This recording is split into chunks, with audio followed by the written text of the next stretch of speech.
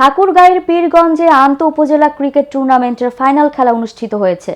মঙ্গলবার দুপুরে পীরগঞ্জ সিনি স্টেডিয়ামে পীরগঞ্জ ক্রিকেট একাডেমির আয়োজনে ফাইনাল খেলার উদ্বোধন করেন ঠাকুরগাঁও ৩ আসনের সাবেক জাতীয় সংসদ সদস্য ও উপজেলা বিএনপি সভাপতি জাহিদুর রহমান জাহিদ। খেলায় চ্যাম্পিয়ন হয় পৌরসভার ৩ নং ওয়ার্ড দল, রানার্স আপ হয় ৬ নং পীরগঞ্জ ইউনিয়ন পরিষদ দল।